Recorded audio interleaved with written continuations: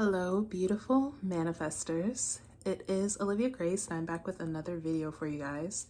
And in this video, I'm going to be sharing my top 3 most powerful manifestation lessons that I learned this year. And just like any video of mine, this is going to be some life-changing information, you guys. I promise you. These things really took me and my life to the next level. All right. Understand that it's not enough to know something. You want to believe, assume, and act from that knowing. So just keep that in mind as I go through these, okay? But I am Olivia Grace. This is the Master Manifestors channel. Here I talk all about the law of assumption, manifestation, all of that good stuff. If you're interested, you should absolutely subscribe. I do have a few coaching offers. I have a money masterclass that's going on next week, info in the description, and I have 2 group programs that are launching in a couple weeks in January, info in the description, and also private coaching. I have a few spots open if you're interested in working one-on-one with me, okay? All right, let's get started, you guys. All right, so the first lesson that I feel like was a huge shifter in my manifesting ability and in my life and just in my ability to shift, okay, was understanding that time is not real. Now, if you guys go back in my videos, I've known this for a while. I've talked about this for a while, right? But here's the thing, you guys. Right now, if I was to ask you, do you have what you want, right? Let's say you say no, I don't have what I want, right? And so when do you think that's going to happen, right? You might say something like, hopefully it'll happen in a couple weeks, months, right? At some point. But all of the hoping, all of the thinking, the waiting, right? I touched on this briefly in another money video that I made on a live, where I was saying that one of the biggest mistakes I made in manifesting, you guys, if not the biggest, was continuing to subscribe to time, continuing waiting, living my life in a state of waiting, living my life and thinking, oh, one day this thing will happen. It's funny because me and my best friend used to talk when I was Uber Eatsing. We'll talk for hours and we'd get into these really great moods and like states and just feeling really expansive. And we would always say, it feels so close. We're so close. It's about to happen. It's going to happen. We're this close. You guys, we were this close for years. Okay. This close and having it is different. Okay. I'm getting closer and having it is different. It's going to happen sometime soon and having it is different, y'all. Okay. And here's why this is huge, you guys, because when you're waiting for something to happen, what you're doing in the now moment, right? Let me back up. The now moment is all that there is, you guys. You will not experience a moment other than now. Okay. You might think, well, I experienced yesterday. You experienced yesterday. Every minute of yesterday was experienced as a now moment. Well, I'll experience tomorrow. When you experience tomorrow, it will be a now moment. Okay. So all that there is now, all that there is now. And so when you introduce time to that and you say, my desire is not done now because I don't see it and I'm waiting for it to be done. This creates that perpetual state of waiting, creating, I'm manifesting, I'm healing, you're always in the process, okay? You're always mixing the cake and baking the cake, but never sitting down to eat it, okay? The time is now. This was like, you guys, let me explain it in this way. Manifest in the moment. Stop deciding, stop thinking, right? Stop thinking that, oh, I have to make this thing happen. Or even I have to make myself be like this thing, right? Or be a match to this thing. Assume that it is done now. It's done now. Now is the only moment that there ever is. And as I was just saying, when you believe that it's out there in some future that doesn't exist, you guys, okay? And you keep waiting for it. I'm just waiting on it to show itself to me in 3D. That is not the law of assumption, you guys.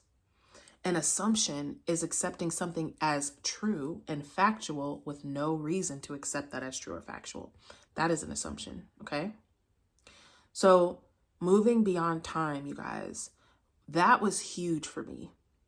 Because as I said, I remember even when I would start to manifest something and I would start thinking, this is going to take time. How long is this going to take, right? These are questions that you might find yourself asking yourself. How long is this going to take? Okay, but when's it actually going to happen? Okay, but I've been doing this for so long and I don't see anything. Realize that everything you're saying is the story that you're telling and living simultaneously, which perfectly brings me into my next point. The next huge, big lesson I learned was that stories have no power. Y'all, listen, again, this is going to change everything for you when you really understand this, okay? This is what people mean when they say circumstances don't matter, okay? The story has no power. Let me explain this to you, okay? Ooh, let's take Pixar, right? I love Pixar. Let's say Pixar is wrapping up Monsters, Inc. And they're like, okay, I'm ready to create a new story. I want to make Finding Nemo. And they're like, oh, but we can't make Finding Nemo. We just made Monsters, Inc. That movie took place in a scare factory, and this one's supposed to take place in the sea.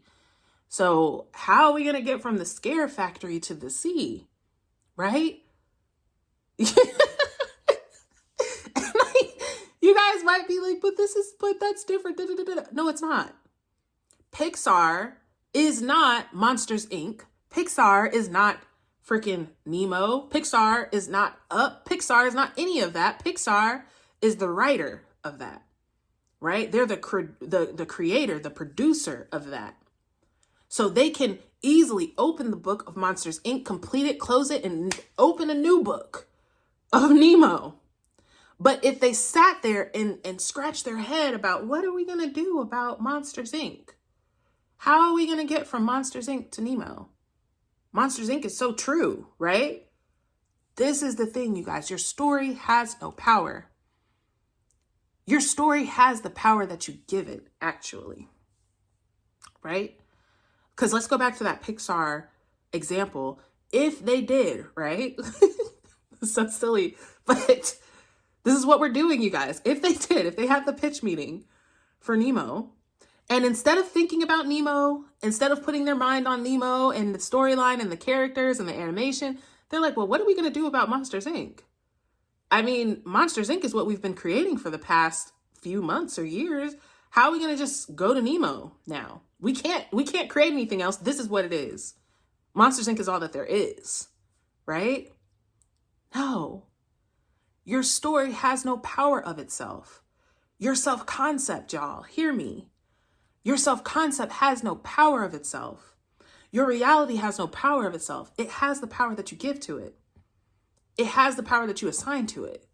When you say, my self-concept is shitty and it's always been like that, and it can never change, which is funny because most people with bad self-concepts don't realize they have a bad self-concept. I don't know if I've ever heard someone with a bad self-concept say I have a bad self-concept, but that's besides the point, right?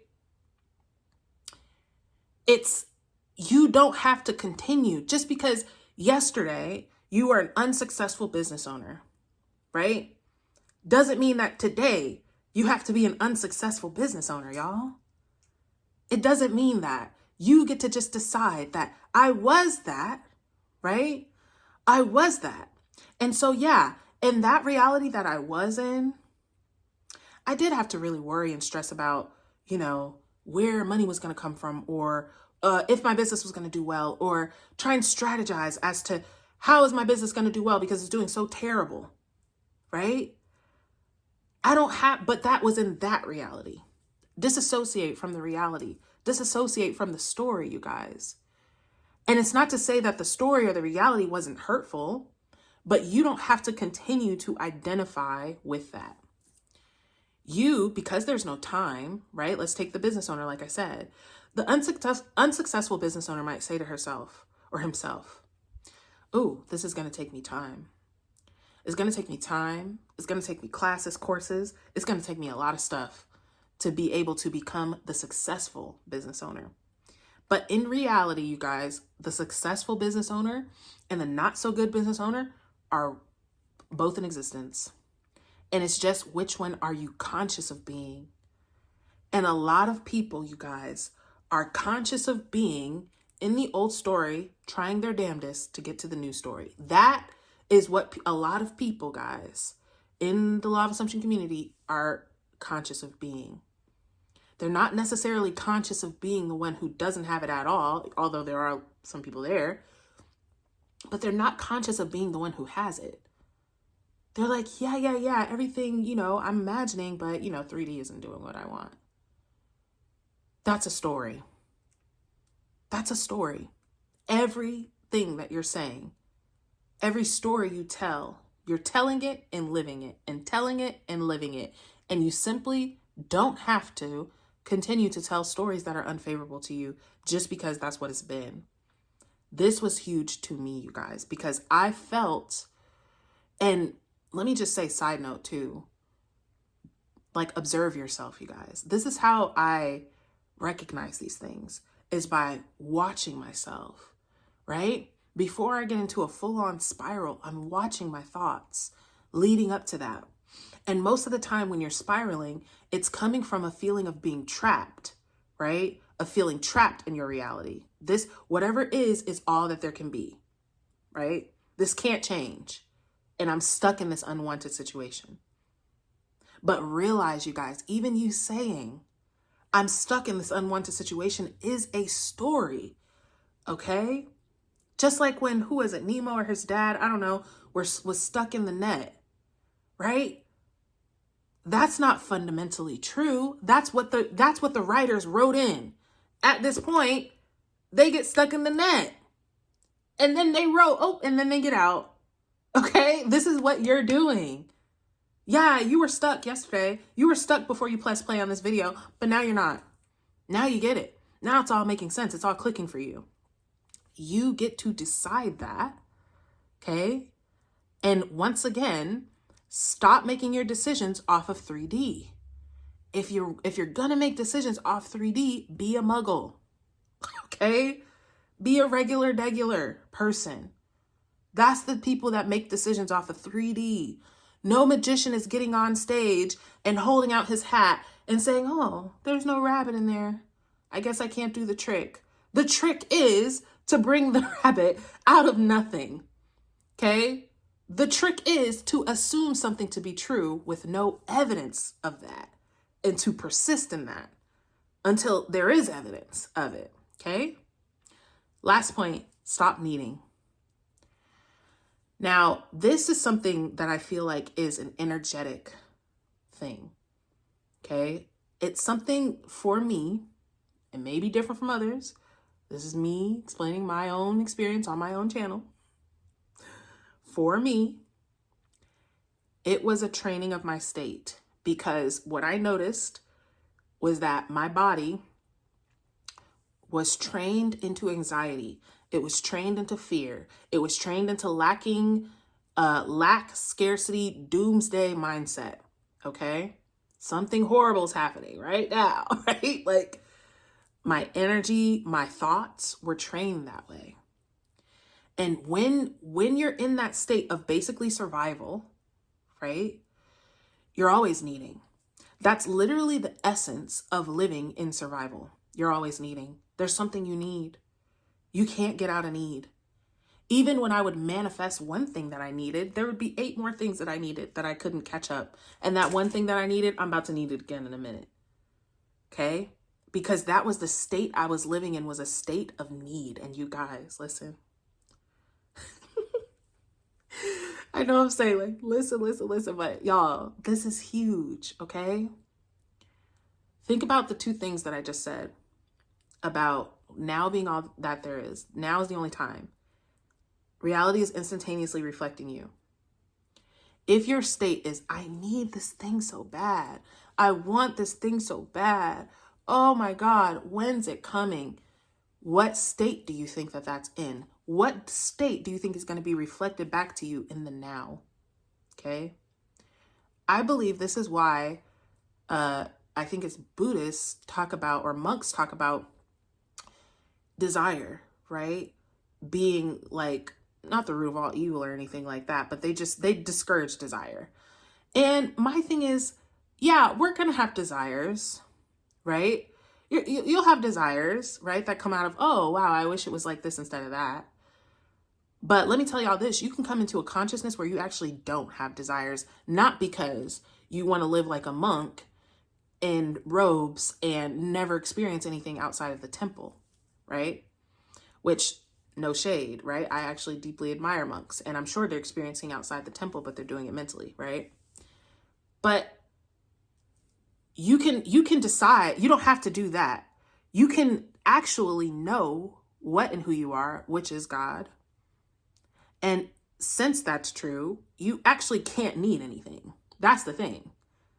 You can't need anything as God. You're always fulfilled. You have everything. You are everything. Literally, you are everything.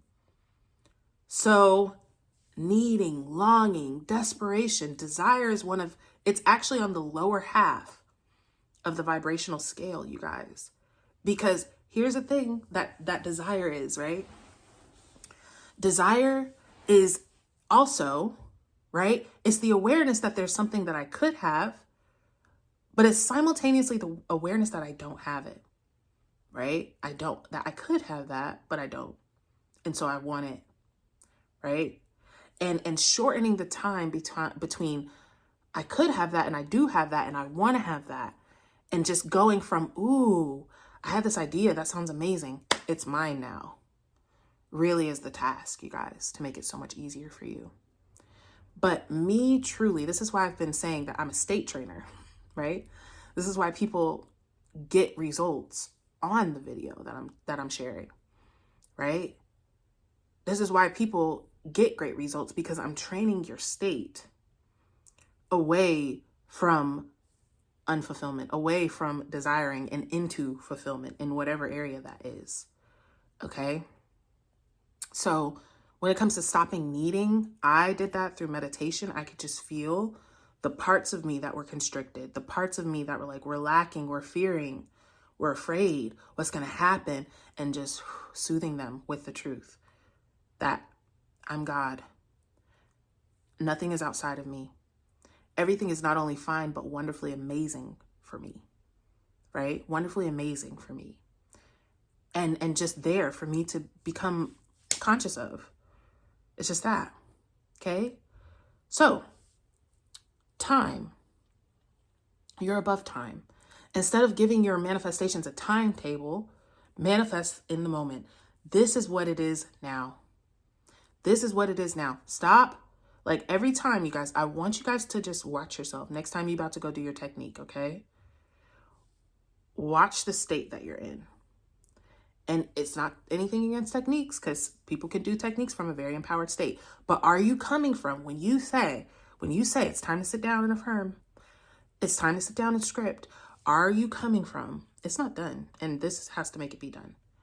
Or are you coming from, ooh, I want to really dwell in this reality that I know is true, okay? Come above time, manifest the moment. It's here now. Your stories have no power. This is why circumstances don't matter. You are the creator of the story. You are the creator of the circumstance. Okay? And number 3, stop needing. Train your state away from need, away from survival mode, right? This is where people talk about nervous system regulation. Get your body, right? Because even in the midst of me doing really well in my business, my body was still like in that survival mode. okay?